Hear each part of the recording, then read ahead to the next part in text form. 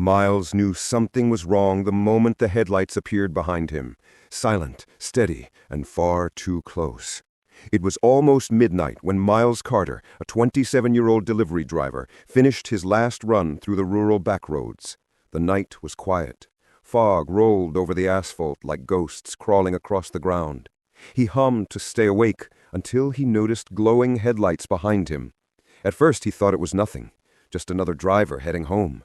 But the car didn't pass him, didn't fall back, didn't change lanes. It followed every curve, every stop, every turn. Too close, too silent. Miles whispered on the empty road, "Why are you following me?" Miles slowed down. The car slowed down. He sped up. It sped up. Goosebumps prickled down his neck. He turned into a gas station. Bright lights, open space, a place where anyone following him would break the act. But the car didn't pull in. It stayed across the street, engine running, lights still aimed directly at him. Miles stepped out and pretended to check his tires. He could feel the gaze from the dark windshield. When he walked toward the store, the car's headlights flickered, like blinking. He froze. Something was watching him. Not someone, something. Inside the convenience store, Miles told the cashier, Lydia, a woman in her 30s, about the car. She stepped outside and squinted at the road. "Strange," she muttered. "What's strange?" Miles asked. "That car has been sitting there since 7 p.m., engine running. Nobody ever got out." Miles felt sick. If the driver hadn't moved for hours, were they even alive?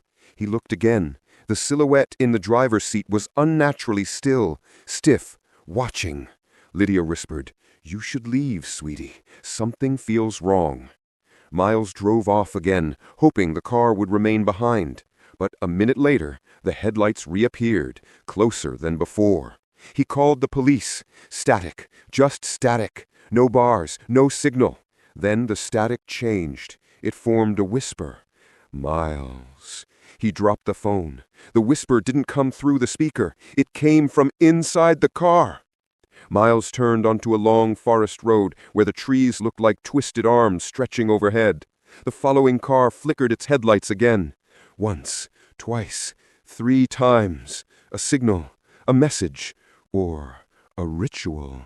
Then a loud bang hit Miles' trunk. The car behind had slammed him. Miles swerved, barely keeping control. The other car didn't stop. It rammed him again, harder. Through his mirror, Miles finally saw the driver.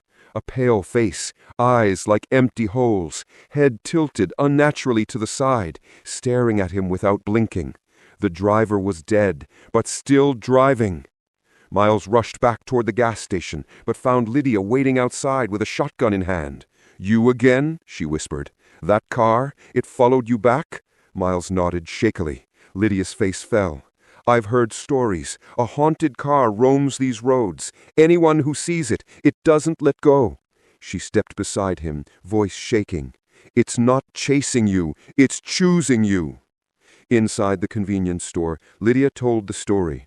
10 years ago, a man named Caleb Royce used to drive these roads. He was a loner, strange, always watching people. One night he snapped and tried to run a woman off the road. The woman survived. Caleb didn't. His car flipped and burned. They found his body still strapped in the seat, eyes open, staring. People swore they still saw his burnt sedan on foggy nights, following others, choosing new victims, finishing what he started.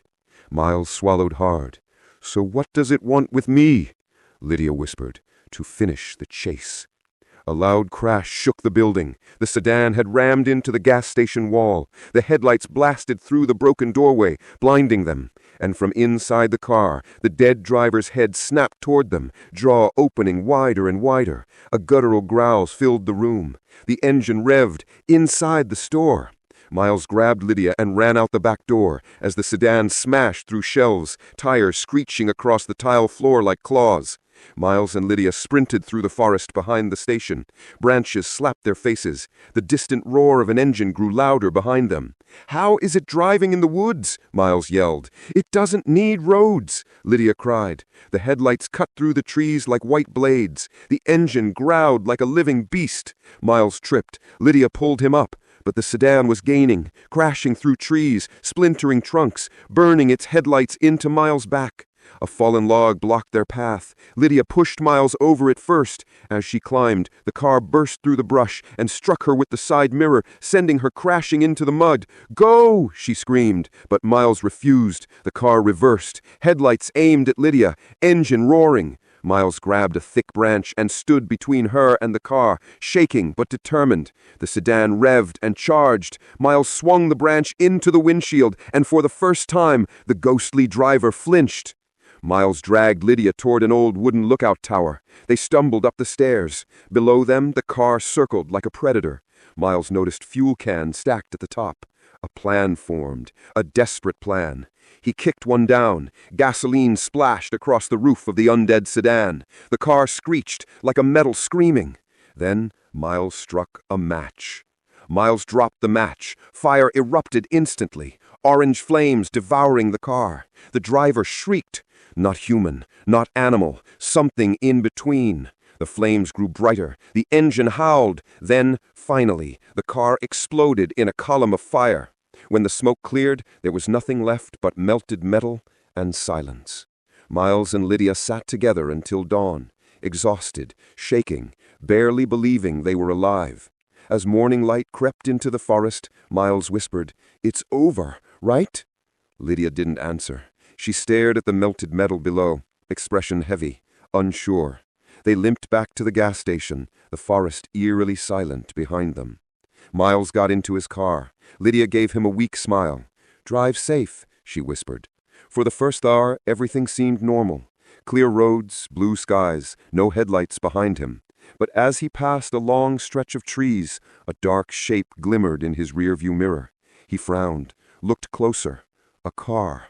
A black sedan, following him, slowly, patiently. Miles's blood ran cold. It couldn't be. It wasn't possible. He watched it carefully. The car kept perfect distance. Then its headlights blinked. Once, twice, 3 times. Miles whispered, "No, no, no!"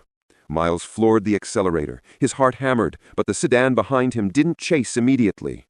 It waited. Almost calmly. Then its engine roared to life, a sound Miles recognized too well, a growl that was not mechanical, but alive. It accelerated, fast, too fast. Caleb Royce was dead, but the car was not, and now it wanted Miles again. Miles raced toward the old metal bridge. He had one idea left, and it was insane. If he could get the car onto the bridge and collapse it, maybe he could trap the thing forever. He slammed the gate controls and sped across. The sedan followed, engine growling like a beast tearing at chains. Miles reached the other side. He leapt out, smashed the release lever. The bridge began to rise, but the sedan then lost traction, skidded backward, hung over the edge as though invisible hands were grabbing the road. Miles stared as the driver's corpse twisted unnaturally, face cracking like burnt clay. It whispered, "You're mine." Then the car fell, down into the river, sinking into black water. The voice vanished. Miles drove home slowly, no headlights behind him, no whispers, no growls. For the first time in a long time, he allowed himself to breathe. When he reached his driveway, he parked the car and rested his head on the steering wheel. He survived. He actually survived. That night, Miles sat on his couch, exhausted. The radio beside him crackled. Then a familiar sound whispered through the static. "Miles." His heart dropped. The radio screeched. He unplugged it. The voice continued, "I'm still driving." Miles rushed to his window. The street was empty, silent, safe. Then a pair of headlights flickered on in the distance, bright, white, waiting. The car sat at the end of the street, unmoving, pointed at his house. Miles whispered to himself, "It followed me home." The headlights blinked. Once, twice, 3 times. Fade to black.